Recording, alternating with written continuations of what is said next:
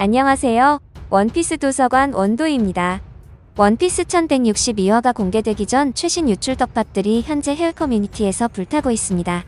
저는 초인계각성의 놀라움과 검은 수염의 큰 그림의 내용이 굉장히 놀라웠는데요. 지금부터 시작해보겠습니다. 우리는 원피스의 결정적인 전환점의 시작에 서 있습니다. 오다 작가의 과거의 그림자를 밝힐 뿐만 아니라 오랫동안 숨겨져 있던 진실들을 하나씩 드러내는 순간인 것이죠. 오늘 새벽에 공개될 원피스 1162화 챕터는 갓벨리의 피날레가 이야기의 중심에 가혹하게 자리 잡을 것임을 분명히 암시하고 있습니다.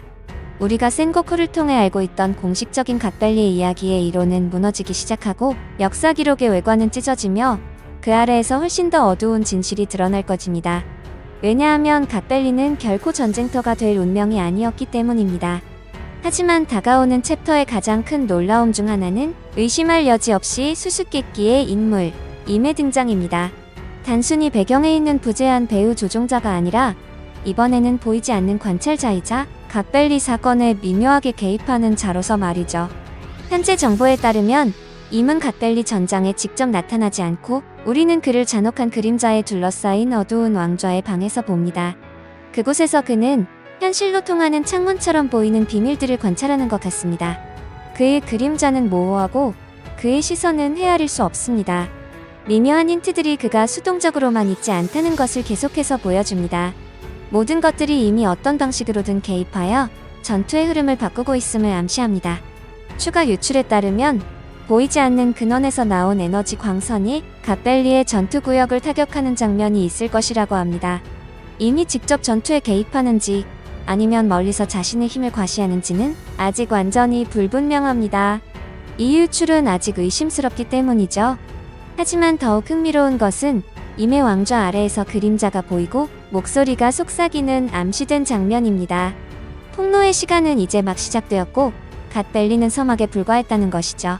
이로써 임은 갓벨리에 물리적으로 존재하지는 않았지만 결코 무력하지 않았다는 것이 분명해집니다.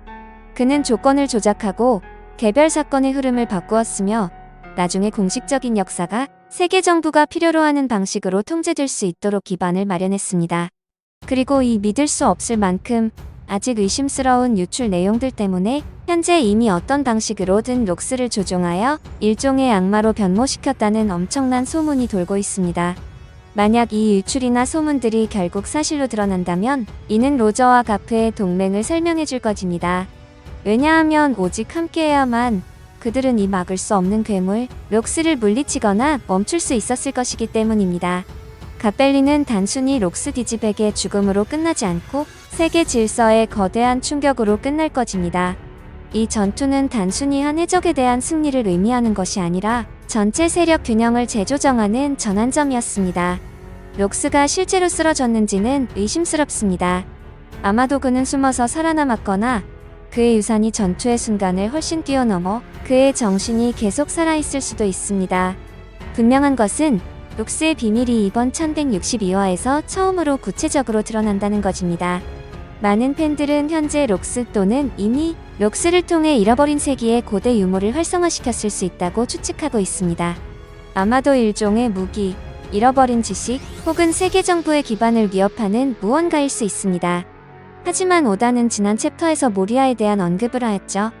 그리고 검은 수염을 통해 록스를 등장시키고 있다는 것입니다. 지금부터 정말 소름 돋는 이야기들을 해보겠습니다. 여러 자료에 따르면 모리아는 약 23년 전 링고 지역에서 카이도와 싸워 패배했습니다. 바로 현재 무덤이 있는 그 장소입니다. 23년 전 코즈키 오뎅은 흰 수염과 로저와 함께 바다에 있었습니다. 이 전투는 오뎅이 돌아오기 전에 일어났습니다. 야마토의 여정 마지막 세 챕터를 다시 보면 오다는 코즈키 모리아라는 인물의 무덤에 대해 3페이지나 할애했습니다. 첫 번째 표지는 웨스트블루에서 태어나 링고 지역에서 자란 영웅이었습니다. 다음 표지에는 같은 무덤에 카이도와 싸운 후 이 마을을 지키다 죽다라고 쓰여 있었습니다. 그리고 마지막 표지에는 여기에 정의의 해적, 잠들다라고 되어 있었습니다.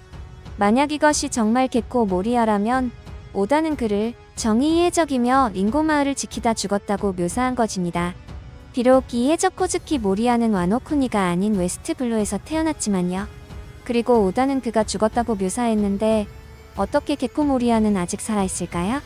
이 질문에 답하기 전에 코즈키 또는 게코라는 이름에 대해 이야기해 봅시다. 단어는 같지만 거꾸로 쓰여 있다면 이 무덤을 세운 사람들은 왜 달빛을 의미하는 단어를 코즈키라고 썼을까요? 게코도 같은 의미인데 말이죠. 어쩌면 간단하게 모리아가 카이도와의 싸움에서 패배한 후 죽음 직전에 이르렀을 때 카이도는 모리아가 죽었다고 생각했을 수 있습니다. 그리고 이 모든 것은 이 묘비를 세운 사람들이 게코 대신 코즈키라고 잘못 쓴 것일 수 있습니다. 같은 단어지만 거꾸로 되어 있고 양쪽 모두 같은 의미를 가지니까요. 이것이 제기된 가능성 중 하나입니다. 하지만 게코 모리아는 정말 죽은 인물일까요? 만약 죽었다면 어떻게 살아 돌아왔을까요? 모리아가 카이도와 싸울 때의 모습은 최근에 등장한 모습과 약간 달랐습니다. 최근 모습에서는 목, 머리 아랫부분이 꿰매져 있었지만 카이도와 싸울 때는 그런 것이 없었습니다. 마치 모리아의 시신이 복원된 것 같습니다. 제가 시신이라고 말하는 이유는 그에게는 호그백이라는 의사가 있기 때문입니다. 모리아가 와노쿠니에 혼자 왔을 리 없습니다. 닥터 호그백은 스릴러 바크에서 시체들을 조립하여 모리아가 적절한 그림자를 넣을 완벽한 좀비를 만들었습니다. 만약 이 의사가 모리아를 치료했다면 어떨까요? 모리아의 열매가 우리가 상상하는 것보다 훨씬 위험한 열매라면요? 저는 그림자 열매의 각성에 대해 이야기하고 있습니다. 그 수준은 우리가 상상하는 것보다 훨씬 뛰어날 수 있습니다. 죽은 시체를 그림자를 사용해 되살릴 수 있다면요? 모리아의 몸이 죽거나 찢어졌다면 그를 제어하는 것이 모리아의 그림자일 수 있을까요? 그래서 그의 행동이 그대로 유지된 것일까요? 하지만 우리는 좀비 안의 그림자가 소금이나 햇빛에 노출되면 죽는다는 것을 압니다. 반면 모리아는 항상 햇빛 아래에 나타났습니다. 이 문제는 미스터리하며 게코 모리아 뒤에는 비밀이 있습니다. 검은 수염 티치가 왜 그를 노렸을까요? 티치가 모리아에게서 원했던 목표는 명확히 밝혀지지 않았습니다. 왜 그를 납치하고 가두었을까요? 하지만 티치가 모리아를 가두는 방식은 그의 의지를 꺾거나 그를 이용하고 압박하려는 의도로 보입니다. 능력자가 죽어도 능력이 남는다는 생각은 어렵지만 브룩에게는 실제로 일어났습니다. 브룩의 열매는 사용자가 죽은 후에 활성화됩니다. 아마도 그림자 열매도 완전히 다른 방식으로 유사한 특징을 가질 수 있습니다. 오다가 우리에게 밝혀줄 때까지 게코 모리아는 미스터리로 남겠지만 오다는 우리에게 모리아의 미래에 대한 강력한 힌트를 주었다는 것이고 오다가 우리에게 남긴 힌트는 코즈키라는 이름이며 이는 모리아가 포네그리프를 읽을 수 있다는 것을 암시할 수 있으며 이것은 원피스 쟁탈전에 참가하는 서한급 해적들에게는 반드시 필요할 것입니다. 모리아에 대해 새로운 것이 밝혀지기를 기다려봅시다. 초인계 악마의 열매 각성은 주변 환경에 자신의 능력을 투영하는 형태로 발현되는 경우가 대부분이며 과거 도플라밍고가 실실 열매를 각성시켜 주변 건물을 실로 바꾼 것이 대표적인 예라고 할 수 있고 그림자 열매는 실이나 떡처럼 특정 물질을 다루는 계열로 분류될 수 있으며 이는 각성 시 유사한 패턴을 보일 가능성을 시사합니다. 각성한 그림자 열매 능력자는 단순히 생명체의 그림자뿐만 아니라 건물이나 섬 심지어는 특정 공간에 드리워진 무생물의 그림자까지 추출하고 조종할 수 있게 될 확률이 매우 높습니다. 더 나아가 주변의 모든 어둠과 그림자를 실체화하여 수만의 그림자 병사를 창조하는 그림자 영역을 구현할 수도 있다는 것입니다. 이는 시체라는 재료의 한계를 뛰어넘어 무한에 가까운 병력을 즉석에서 생성하는 그야말로 군대 창조 능력의 완성형이 될 것이며 이 힘은 비대칭 전력을 생성해 혼자서 사원급 이상의 전투력을 소유할 수 있다는 것입니다.